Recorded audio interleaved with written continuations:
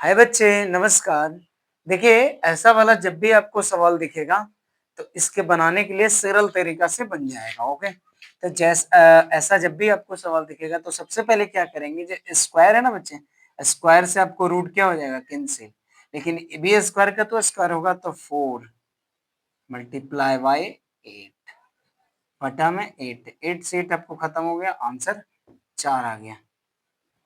Okay, इसी प्रकार से आपको यहाँ भी करना है कि स्क्वायर रूट से खत्म हो गया, 4 2 का स्क्वायर 4 आपको हो जाएगा, मल्टीप्लाई बाई 8।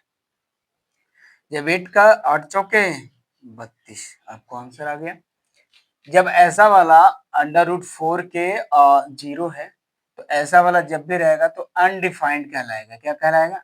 अनडिफाइंड। मतलब इसका जो हिंदी होता है अपरिभाषित होता है, अपरिभाषित होता है। ये ध्यान में रखना, ये भी इसका रिजल्ट हो जाएगा, अपरिभाषित कहलाएगा। समझ में आ गया होगा।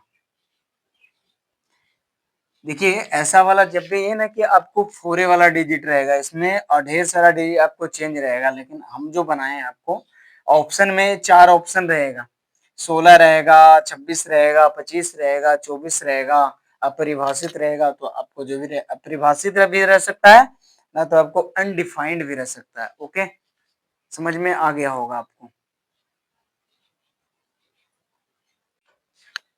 देखिए, अब जो 5वां सवाल आपको दिख रहा है कि जब भी आपको 5 to the power 4 plus 5 to the power 4, जब भी ऐसा आपको 4 बार चाहे 5 बार जितने बार लिखा हुआ है तो इसको क्या करना है, इसको बनाने के लिए सबसे पहले 1 2 3 4, तो 1 5 को हम क्या कर लेंगे, सबसे पहले निकाल लेंगे। अब multiply by 5 to the power 4 को हमें लिख देंगे। ठीक है, एक्सपोनेंट का जो रूल है ना उसी पे ही बनेगा। तो सबसे पहले क्या करेंगे, 5 टू द पावर इतना multiply by 5 to the power होता है 4, वो होता है 625। आप कर लेना, जैसे आप कर लेना, क्योंकि 5 multiply by 5 multiply by 5 multiply by 5 का आता है 625 आता है। जब इससे हम लोग मल्टीप्लाई करेंगे, आपको यहाँ पर मल्टीप्लाई करना पड़ेगा 5 मल्टीप्लाई बाई 625, तो 25 के 5 हासिल में 2, 4 5 दूना 10, 2 12, हासिल में 1, 6 5 3 1 31। आपका जो रिजल्ट आता है 3125 आएगा आपको। ठीक है, ऐसा वाला जब भी रहेगा। देखिए, अब यहाँ पे आपको ये भी समझना चाहिए कि जैसे यहाँ पे 5 है, यहाँ पे 6 भी रह सकता है और भी दूसरी संख्या रहेगा, 4 भी रहेगा, 3 भी रहेगा, लेकिन आपको समझना पड़ेगा। ऐसा वाला जब भी आपको सवाल रहेगा तो बन जाएगा। Okay, bye bye.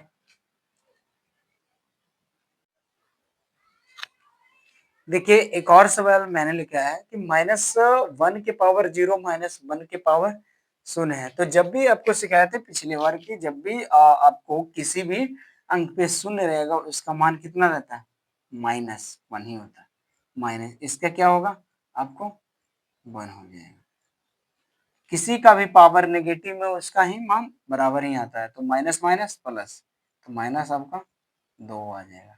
उसी प्रकार से आपको यहाँ पे -3 के टू पावर इतना, -3 के टू पावर शून्य, तो इसका जो रिजल्ट आएगा -1 आएगा, माइनस आपको 1 आ जाएगा, -2। इसी प्रकार से आपको यहाँ पे आप 5 ले लीजिए, माइनस माइनस 5 ले लीजिए, उसका भी मान आपको कितना आएगा, -1 आएगा, -1 आएगा, -2 आ जाएगा। सारा को माइनस जो बराबर आएगा। ओके।